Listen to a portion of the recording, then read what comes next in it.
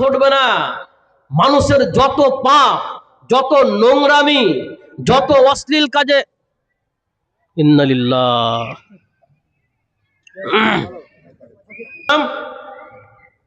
মনে করান কি বলছিলাম, আলোচনা শুনছেন না শুন না দেখি কি বলছিলাম বলেন। মত নির্দিষ্ট সময়ে মত হবে, তারপরে কি লাইন পাল্লে গেছে আর ব্রেন থেকে কোথাও আউট হয়ে গেছে, পুরো আউট, তাই না? হ্যাঁ, পৃথিবীতে যত নোংরামি হচ্ছে সব কিছু হচ্ছে মৃত্যুর ভয় নেই তার জন্য হচ্ছে। আচ্ছা বলেন তো, একজন ব্যক্তি সে চুরি করছে, যদিও মনে করে যে আমার চুরি করার অবস্থায় মত হতে পারে, ও চুরি করতে যাবে? জেনা করার সময় আমার মৃত্যু হতে পারে, এটা সে মনে করলে সে জেনা করতে যাবে? কখন যে মরণ হবে এর কোনো নিশ্চয়তা নেই। নাকি ও মালাকুল মতের সাথে এগ্রিমেন্ট করে রেখেছে, আমি যখন চুরি করবো তখন আমার কাছে যাবি না? মালাকুল মতকে কন্ট্যাক্ট রেখেছে। অর্থাৎ হারাম কাজ করা অবস্থাতেও যদি মরণ হয়ে যায় এটা মনে রাখে, তার দ্বারা পাপ ঘটবে না। এজন্য মতকে স্মরণ করতে হবে বেশি বেশি। নবী সাল্লাল্লাহু আলাইহি ওয়াসাল্লামকে জিজ্ঞেস করা হলো, ইয়া রাসূলুল্লাহ, পৃথিবীর মধ্যে কোন মানুষটা সবচাইতে শ্রেষ্ঠ মানুষ বলেন? রাসূলুল্লাহ সাল্লাল্লাহু আলাইহি ওয়াসাল্লাম বললেন, যেই মানুষের চরিত্র সবচাইতে শ্রেষ্ঠ, যার চরিত্র সবচাইতে ভালো, সেই হচ্ছে সবচাইতে শ্রেষ্ঠ মানুষ। বলে, ইয়া রাসূলুল্লাহ, পৃথিবীতে কোন মানুষটা সবচাইতে জ্ঞানী বিচক্ষণ, এটা একটু বলে দেন। বলে, সেই মানুষটা সবচাইতে জ্ঞানী মানুষ যে ব্যক্তি মৃত্যুকে সব সময় স্মরণ করে, মরণটাকে বেশি বেশি স্মরণে রাখে, এই লোকটা হচ্ছে সবচাইতে জ্ঞানী মানুষ। জ্ঞানী মানুষ সে যে মরণকে স্মরণে রাখে সর্বদা। এবার চলেন, মরণের কষ্ট, মরণ কিভাবে হয়, মরণের সময়ে কি ঘটে এটা একটু শুনেন। মৃত্যুর সময়ে কষ্ট হয়, খুব কষ্ট হয়। আল্লাহ রাব্বুল আলামিন বলেন, ওয়াজাআত সাকরাতুল মাউতি বিল হক, অবশ্যই অবশ্যই মরণে কষ্ট রয়েছে, মরণে যন্ত্রণা রয়েছে, যেটা আসবে, অবশ্যই আসবে। মা আয়েশা রাদিয়াল্লাহু তাআলা আনহা বলেন, আমি রাসূলুল্লাহ সাল্লাল্লাহু আলাইহি ওয়াসাল্লামের মৃত্যুর সময় যে যন্ত্রণা দেখেছি, আমি এমন যন্ত্রণা আর কখনো কারো দেখি নাই।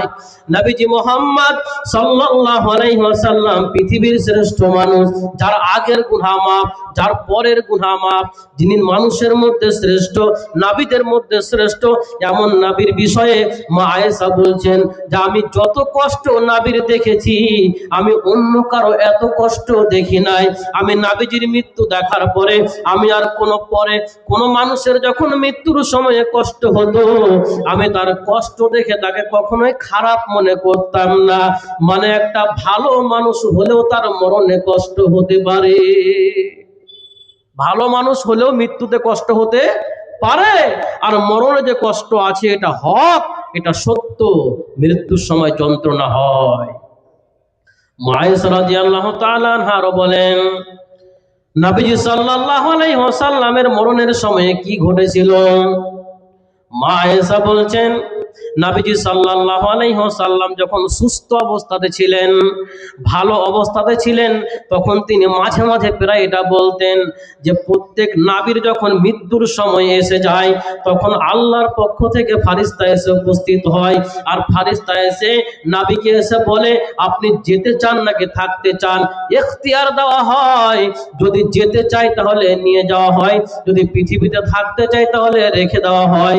কিন্তু কখনোই মুমিন বান্দা পৃথিবীতে থাকতে চায় না, যখন মৃত্যুর সময় আসে তখন সে পৃথিবী ছেড়ে যাওয়ার জন্য অগ্রগামী হয়ে যায়, কৌতূহলী হয়ে যায়। আল্লাহ রাসূল সাল্লাল্লাহু আলাইহি ওয়াসাল্লাম বলছেন, মান আহাব্বা লিকা আল্লাহি আহাব্বাল্লাহু লিকাহু ওয়া মান কারাহা লিকা আল্লাহি কারাহাল্লাহু লিকাহু। যে ব্যক্তি আল্লাহর সঙ্গে সাক্ষাৎ করতে ভালোবাসে, আল্লাহ তার সঙ্গে সাক্ষাৎ করতে ভালোবাসে।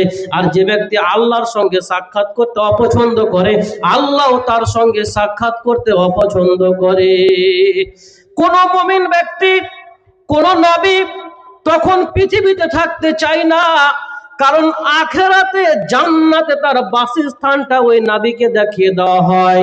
প্রত্যেক নবীর মরণের সময়ে, মরণের আগে তাকে জান্নাত দেখিয়ে দেওয়া হয়, তার বাসস্থানটাকে দেখিয়ে দেওয়া হয়।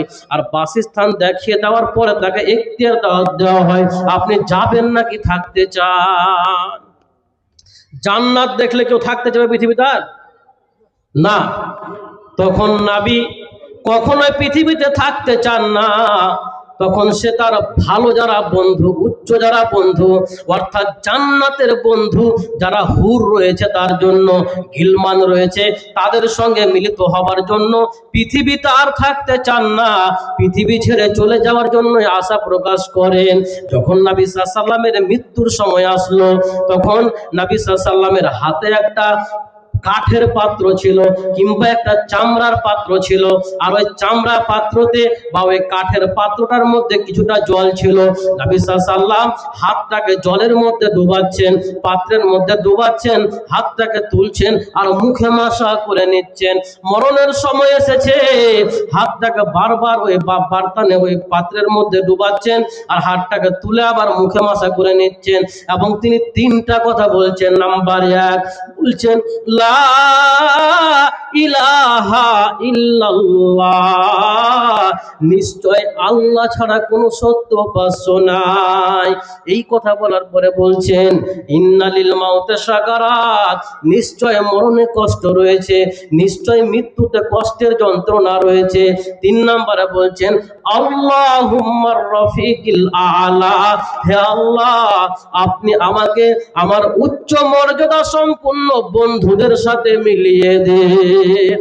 মা আয়েশা বলেন, যখন নবীজি এই কথা বলছেন যে আল্লাহুম্মার রাফিকিল আলা, হে আল্লাহ আমাকে আমার উচ্চ মর্যাদা সম্পূর্ণ বন্ধুদের সাথে মিলিত করে দেন, তখন মা আয়েশা বলছেন, আমি বুঝতে পারলাম নবীজি আমাদের সঙ্গে থাকাকে আর ভালো মনে করছেন না। নবী সাল্লাল্লাহু আলাইহি ওয়াসাল্লাম তার আসল জায়গা জান্নাত, সেখানকার বন্ধু বান্ধবদের কাছে চলে যেতে চাইছেন। নবীজি মনে হয় আর বাঁচবেন না, নবীজি মনে হয় পৃথিবী ছেড়ে চলে যাবেন। এই কথা বলতে বলতে, তিনটা কথা বলতে বলতে তিনি পৃথিবী ছেড়ে চলে গেলেন, অর্থাৎ আত্মা বেরিয়ে গেল। নবী সাল্লাল্লাহু আলাইহি ওয়াসাল্লামের হাতটা আস্তে আস্তে আস্তে আস্তে মাটিতে পড়ে গেল। মরণে কষ্ট আছে। যদি পৃথিবীর শ্রেষ্ঠ মানুষ নবীর কষ্ট হয়, তাহলে সাধারণ মানুষের কষ্ট হলে কখনো খারাপ মনে করবেন না যে লোকটা খারাপ তাই কষ্ট হচ্ছে। বলে বিছানা পড়ে আছে 1 বছর থেকে, সুদ খেয়েছে, যে ঘুষ খেয়েছে, লোকের জমি মেরে খেয়েছে, বেঈমানি শয়তানি করেছে, হ্যাঁ এমনি কষ্ট পেয়েছে না। আল্লাহ মানুষকে অসুখ দিয়ে পরীক্ষা করেন, অসুখের মাধ্যমে গুনাহ মাফ হয়ে যায়। কখনো কোনো মানুষের খারাপ অবস্থা দেখে তাকে খারাপ মনে করবেন না, কখনো কোনো মানুষের মৃত্যুর যন্ত্রণা দেখে কখনোই তাকে তুচ্ছ তাচ্ছিল্য করবেন না। একটা ভালো মানুষের মরণের সময়তেও তার অবস্থা কঠিন হয়ে যেতে পারে, মরণের শাস্তি কঠিন। এবার চলেন, মরণের সময় কি ঘটে।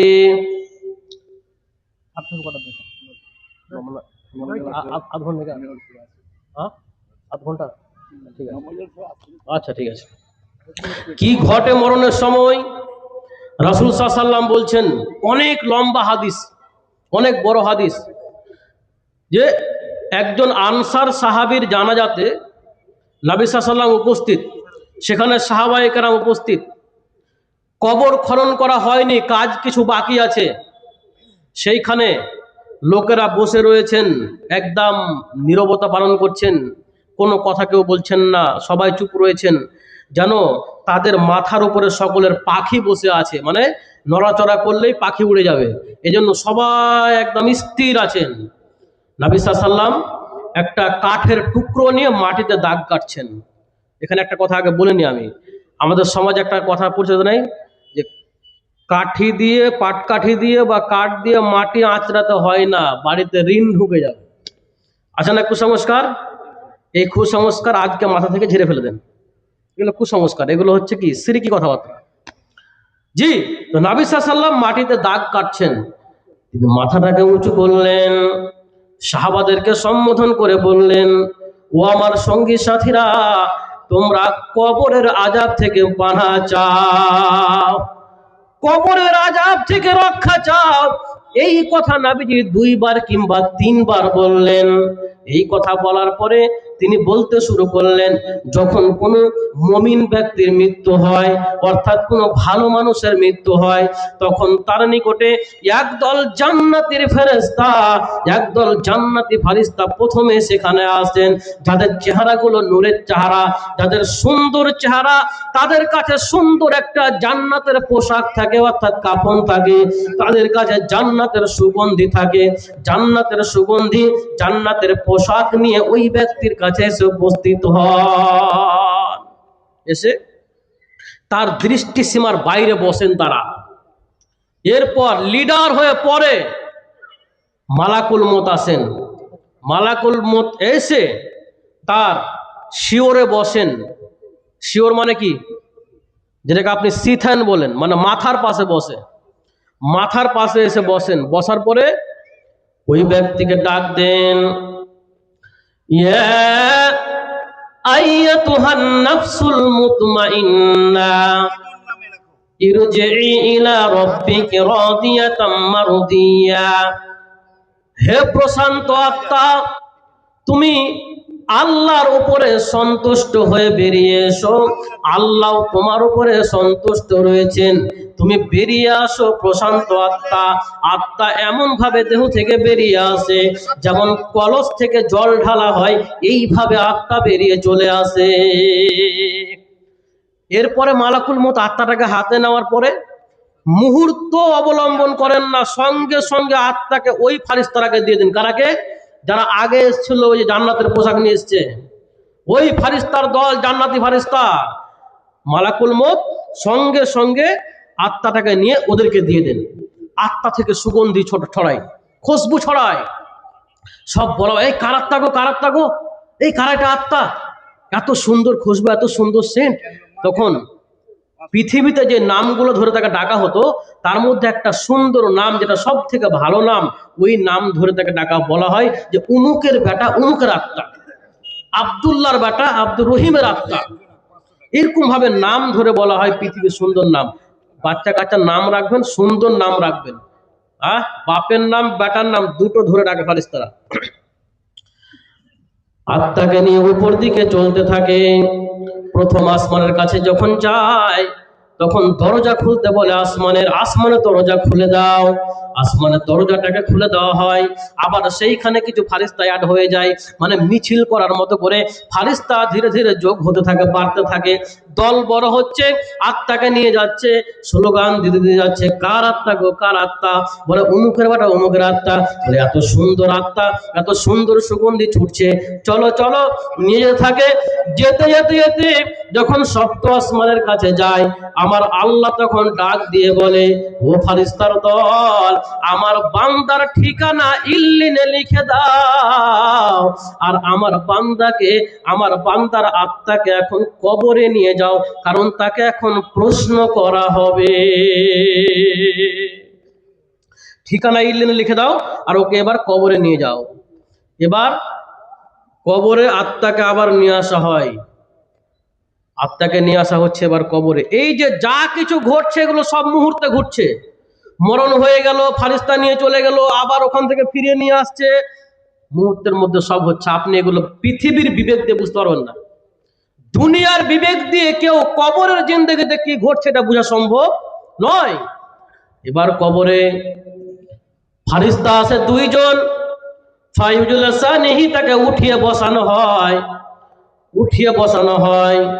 আপনি কবর খুলে দেখলে বসানো দেখতে পাবেন না, শুয়েই রয়েছে। তার মানে যা কিছু ঘটছে আত্মার সঙ্গে ঘটছে। উঠিয়ে বসার পরে তাকে প্রশ্ন করে, মান রব্বুকা, তোমার রব কে বলো। তখন সে মুমিন ব্যক্তি উত্তর দিয়ে বলে, রব্বি আল্লাহ, আমার রব হচ্ছেন আল্লাহ। ওমা দীনুকা, তোমার দিন কি বলো। তখন সে বলে, দিন আল ইসলাম, আমার দিন হচ্ছে ইসলাম। মান হাজার রাজুলুল্লাতি বুইসা ফিকুম, যাকে তোমাদের নিকটে পাঠানো হয়েছিল সেই ব্যক্তিটা কে বলো। তখন সে বলবে, হুয়া মুহাম্মাদুর রাসূলুল্লাহ সাল্লাল্লাহু আলাইহি ওয়াসাল্লাম, তিনি হচ্ছেন মুহাম্মদ, তিনি আমাদের রাসূল। যখন তিনটা প্রশ্নের উত্তর দিয়ে দেবেন, তখন 4 নম্বরে বলা হবে, ওয়ামা ইউদরিকা, তুমি এইগুলো কোথায় জানতে পারলে বলো। তখন সে ব্যক্তি বলবে, কারাতু কিতাবাল্লাহ, আমি আল্লাহর কোরআন পড়েছিলাম, ফাআমানতু বিহি ওয়া সাদ্দাকতু, আমি কোরআনকে সত্য বলে বিশ্বাস করেছিলাম, কোরআনের উপরে ঈমান এনেছিলাম এবং সত্য বলে বিশ্বাস করেছিলাম। 4টা কথা বলা হলো। এবার আল্লাহ ডাক দিয়ে বলে, ও ফারিস্তার দল, আমার বান্দার জন্য তোমরা কবরে জান্নাতের বিছানা বিছিয়ে দাও। আমার বান্দাকে পাতলা একটা কাফনে ঠান্ডা মাটিতে রেখে চলে গেছে তার আত্মীয় স্বজনেরা। আমার বান্দার জন্য কবরে জান্নাতের বিছানা বিছিয়ে দাও, জান্নাতের পোশাক পরিয়ে দাও, জান্নাতের দরজা খুলে দাও, জান্নাতের গেটকে তার দিকে খুলে দেওয়া হয়, জান্নাতের সুঘ্রাণ পেতে থাকে, জান্নাতের আবহাওয়া পেতে থাকে, অর্থাৎ কবর থেকে জান্নাতের স্বাদ সে গ্রহণ করতে থাকে। এই জন্য উসমান রাদিয়াল্লাহু তাআলা আনহু যখনই তিনি কবরের পাশে দাঁড়াতেন, যখনই কবরের কথা শুনতেন, তখন তিনি ঝরঝর ঝরঝর করে কাঁদতেন, এমন কান্না করতেন দাড়িগুলো ভিজে ভিজে টপ টপ টপ টপ করে জল পড়তো। উসমানকে জিজ্ঞেস করা হলো, উসমান, তোমার সামনে জাহান্নামের কথা বললে কাঁদো না, তোমার সামনে মরণের কথা বললে কাঁদো না, কিন্তু যখন তোমার সামনে কবরের কথা বলা হয়, কিংবা তুমি যখন কবরের পাশে গিয়ে দাঁড়াও, তখন এতটা কেন বেশি কান্না করো। উসমান রাদিয়াল্লাহু তাআলা আনহু বললেন, কবরটাই হচ্ছে আখিরাতের প্রথম মঞ্জিল। যদি এইখানে পাস করে যায় তাহলে সব স্তরগুলো হালকা হয়ে যাবে, আর যদি এইখানে ফেল হয়ে যায় তবে সবগুলোই ভারী পড়ে যাবে। কবর হচ্ছে আখিরাতের প্রথম মঞ্জিল। জান্নাতের বিছানা পেয়ে গেল, জান্নাতের সেন্ট পাচ্ছে, কবর প্রশস্ত হয়ে গেছে, 2 চোখ যত দূর যায় কবর প্রশস্ত, কোনো আটো সাটো না। এরপরে একজন ফারিস্তা সুন্দর চেহারা নিয়ে, নূরানি চেহারা নিয়ে তার সামনে এসে উপস্থিত হয় কবরের মধ্যে এসে। তখন ওই মুমিন ব্যক্তি বলে, এই কে তুমি? তখন বলে যে, আমি তোমার ভালো আমল, তুমি যে পৃথিবীর বুকে আমলগুলো করেছো আমি তোমার ভালো আমল। তখন ওই ব্যক্তি বলে, তাড়াতাড়ি কিয়ামত করে দেওয়া হোক, আমি তাড়াতাড়ি কিয়ামত চাই, তাড়াতাড়ি কিয়ামত হলে আমি জান্নাত পেয়ে যাব, জান্নাতে হুর পেয়ে যাব, জান্নাতের সঙ্গী সাথী পেয়ে যাব, আমি তাড়াতাড়ি কিয়ামত চাই, তাড়াতাড়ি কিয়ামত হয়ে যা। কবর প্রশস্ত। এবার এই আত্মাকে আবার নিয়ে যাওয়া হয় কোথায়? ওই যে ইল্লিনে ঠিকানা লিখে দিয়েছে। মানে আলোচনা কিন্তু খুবই সূক্ষ্ম, এগুলো আপনারা শুনেছেন অনেক কবর আলোচনা, কিন্তু সূক্ষ্ম বিষয়গুলো ক্লিয়ার মনে হয় আগে হয়নি আপনার। এবার শুনেন, ওই আত্মাকে এবার মুমিন ব্যক্তির যে আরো আত্মা আছে ওদের কাছে নিয়ে যায়। এখানে একটা খুব দারুণ বিষয় জানতে পারবেন, যে যারা পৃথিবী ছেড়ে চলে গেছে তারাও কিন্তু পৃথিবীতে যারা আছে ওদের খবর জানতে চায়। কিভাবে? এবার যে মুমিনের আত্মাকে নিয়ে গেছে মুমিন আত্মাদের কাছে, রাসূল সাল্লাল্লাহু আলাইহি ওয়াসাল্লাম বলছেন, যেমন তোমাদের মধ্যে কোনো ব্যক্তি বাইরে থেকে সফর থেকে আসে, সৌদি আরব থেকে 10 বছর পরে এসছে, তো বাড়ির লোকজন কত খুশি হবে, ছেলে কত খুশি হবে, স্ত্রী কত খুশি হবে, কত খুশি হবে।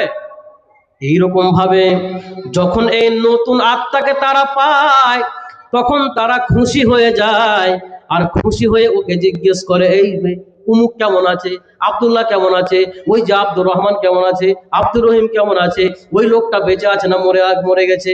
এইভাবে ওই নতুন আত্মাকে তারা প্রশ্ন করতে থাকে, কেমন আছে গো, আমার চাচতো ভাইটা কেমন আছে, আমার বাপ কেমন আছে, বেটা কেমন আছে, এইভাবে জিজ্ঞেস করে নতুন আত্মাকে। তুমি তো নতুন আসলা, খবর দাও খবর দাও খবর দাও আমরাকে। তখন বলে, অমুক তোমার কাছে আসেনি এখনো, ওই আব্দুর রহমান এখনো আসেনি, ও তো অনেক আগে চলে এসছে। ও আসেনি, তার মানে সে হয়তোবা, তাকে হয়তোবা জাহান্নামে নিয়ে চলে যাওয়া হয়েছে। মানে মুমিনে মুমিনে মিল হবে, মুমিনে কাফেরে মিল হবে না। এবার চলেন নবীজি সাল্লাল্লাহু আলাইহি ওয়াসাল্লামের পরে বলছেন, যখন কোন কাফের ব্যক্তির মৃত্যুর সময় আসে, কাফের অর্থাৎ বেঈমান খারাপ মানুষের মরণের সময় আসে, তখন তার নিকটে একদল বিকট ধরনের চেহারা নিয়ে একদল ফারিস্তা এসে উপস্থিত হয়। প্রথমে তার দৃষ্টি সীমার বাইরে বসে যান, এরপরে মালাকুল মত এসে উপস্থিত হন। মালাকুল মত এসে তার শিওরে বসে যান, আর বসে গিয়ে বলে, ইয়া আইয়াতুহান নাফসুল খাবিসা, এই খাবিস আত্মা বেরিয়ে আয়, আল্লাহ তোর উপরে অসন্তুষ্ট, বেরিয়ে আয়। যখন ডাক দেয় আত্মা কিন্তু বেরিয়ে আসতে চায় না। কি করে আত্মা? তখন দেহের বিভিন্ন অঙ্গে ছুটাছুটি শুরু করে দেয়, হাত থেকে পায়ে, পা থেকে মুখে, যেখানে সেখানে আত্মা দৌড়াদৌড়ি শুরু করে দেয়, বেরিয়ে আসতে চায় না। মালাকুল মউত যখন জোর করে ধরে টান দেয় তখন আত্মা বেরিয়ে আসে। কেমন করে বেরিয়ে আসে? যেমন ভিজা তুলার মধ্যে শক্ত এবং গরম লোহাকে ঢুকিয়ে টানলে যেমন তুলা সমেত চলে আসে, আত্মা এইভাবে ছিঁড়ে বেরিয়ে আসে দেহ থেকে। দুর্গন্ধ, পচা গন্ধ, নিকৃষ্ট গন্ধ, যেমন আত্মা বেরিয়ে এসছে, দুর্গন্ধ ছুটছে। মালাকুল মউত সঙ্গে সঙ্গে আত্মাকে নিয়ে দিয়ে দেয় বাকি ফারিস্তাদেরকে। ওরা এবার জাহান্নামের চট নিয়ে এসছে, দুর্গন্ধযুক্ত চটে ওই আত্মাকে এবার জড়িয়ে নিয়েছে। জড়িয়ে নিয়ে সবাই যাচ্ছে, আহ কার আত্মা, কোন খবিসের আত্মা এটা, কার আত্মা রে, এত গন্ধ করে, কে এটা? বলে অমুকের বেটা, অমুকের আত্মা। পৃথিবীতে যে নামগুলো ডাকা হতো সব চাইতে নোংরা নাম বলে তাকে ডাকা হবে। এবার নিয়ে যাওয়া হবে, যখন প্রথম আসমানে নিয়ে যাওয়া হবে তখন আসমানের দরজা খুলতে বলা হবে, আসমানের দরজা খোলো গো, খোলো খোলো খোলো। আসমানের ফারিস্তারা বলবে, কার আত্মা এটা? বলে অমুকের আত্মা। বলে অনুমতি না হয়েছে না হয়নি? বলে না হয়নি। বলে পাপিষ্ট ব্যক্তির আত্মা। ওইখান থেকে আসমানের দরজা খোলা হবে না। আল্লাহ রাসূল সাল্লাল্লাহু আলাইহি ওয়াসাল্লাম এই কথা বলার পরে এই আয়াতটা পাঠ করলেন, ওয়াল্লাযীনা কাযযাবু বিআয়াতিনা ওয়াস্তাকবারু আনহা লা তুফাত্তাহু লাহুম আবওয়াবুস সামাই ওয়া লা ইয়াদখুলুনাল জান্নাতা হাত্তা ইয়ালজাল জামালু ফি সাম্মিল খিয়াত ওয়া কাযালিকা নাজজিল মুজরিমিন। যারা আমার সাথে বেঈমানি করে, যারা আমার বিধানের সঙ্গে বেঈমানি করেছে, লা তুফাত্তাহু লাহুম আবওয়াবুস সামাই, তাদের জন্য আসমানের দরজা খোলা হবে না, আসমানের দরজা খোলা হবে না, এবং তারা জান্নাতে প্রবেশ করবে না। কতদিন করবে না? হাত্তা ইয়ালজাল জামালু ফি সাম্মিল খিয়াত, যতদিন পর্যন্ত না একটা সূচের ছিদ্র দিয়ে একটা উট এই পার থেকে ওই পারে না চলে যায়। মানে সূচের ছিদ্র দিয়ে ধাগা পার করতে কষ্ট হয়, সেই সূচের ছিদ্র দিয়ে সামান্য সুতো পার করতে কষ্ট হয়। রাসূল সাল্লাল্লাহু আলাইহি ওয়াসাল্লাম বলছেন হাদিসের মধ্যে আল্লাহর কথাকে নকল করে, যে শোনো, ওই ব্যক্তির জন্য জান্নাত হারাম, জান্নাত হারাম, ও জান্নাতে যাবে না যতদিন পর্যন্ত না সূচের ছিদ্র দিয়ে একটা উট পার হয়ে যায়। সূচের ছিদ্র দিয়ে উট পার হওয়া সম্ভব? বলে টাকা দিবি না? হ্যাঁ দিব। কবে? বলে যেই মাসে রোজগার নেই ও মাসে দেবো টাকা। মানে টাকা জীবনে দিব? হ্যাঁ, কোন মাসে রবিবার নেই? আল্লাহ এমন বাক্য ব্যবহার করছেন, সূচের ছিদ্র দিয়ে উট পার যতদিন না হবে ততদিন পর্যন্ত ও জান্নাত পাবে না, জান্নাত হারাম ওর জন্য। এবার কি করা হয়, ওইখান থেকে আসমান থেকে যখন দরজা খোলা হলো না, অনুমতি নেই, তখন ফারিস্তারা দুর্গন্ধ আত্মাকে আর নিয়ে থাকতে পারলে না, যখন অসহ্য হয়ে গেল ওখান থেকে আছাড় মেরে আত্মাকে ফেলে দেওয়া হয়। আত্মা তখন কোথায় যায়, মাটির নিচে যাকে বলা হয় সিজ্জিন, ওই সিজ্জিনে নিয়ে যাওয়া হয় ওখানে। তারপরে ওখান থেকে আবার কবরে নিয়ে আসা হয় আত্মাকে। কবরে এসে কি হয়, মালাকুল মউত ফারিস্তা দুইজন, মালাকুল মউত তো আত্মা কবজ করে দিয়েছে। এবার কবরে আবার দুইজন ফারিস্তা এসে উপস্থিত হয়েছে, তাকে উঠিয়ে বসানো হবে। আর উঠিয়ে বসে এবার প্রশ্ন করছে, মান রব্বুকা, এই তোর রব কে? তখন বলে, হা হা লা আদরি, আফসোস আফসোস আমি কিছু জানি না। আমা দিনকা, তো ধর্ম কি? বলে, হা হা লা আদরি, আফসোস হায় আমি কিছু জানি না। মান হাজা রাজুলুল্লাহ জিবুইসা ফিকুম, সে ব্যক্তি কে যাকে তোদের নিকটে পাঠানো হয়েছিল? বলে, হা হা লা আদরি, আমি কিছু জানি না। আল্লাহ বলবেন, মিথ্যা কথা বলছো, বেঈমান, ওর জন্য কবরে জাহান্নামের পোশাক পরিয়ে দাও, ওর গায়ে জাহান্নামের বিছানা বিছিয়ে দাও, জাহান্নামের দরজা ওর জন্য খুলে দাও। জাহান্নামের উত্তাপ কবর থেকেই পেতে থাকে, জাহান্নামের দুর্গন্ধ কবর থেকে পেতে থাকে, জাহান্নামের পোশাক কবরে পরিয়ে দেওয়া হয়, জাহান্নামের বিছানা কবরে বিছিয়ে দেওয়া হয়। শাস্তি কবর থেকে শুরু। সম্মানিত সুধী, যারা খারাপ মানুষ তারা মরণের সময় কি বলে জানেন? যখন মালাকুল মউত উপস্থিত, তখন ও বলে, কি বলে? এটা সূরা মুনাফিকুন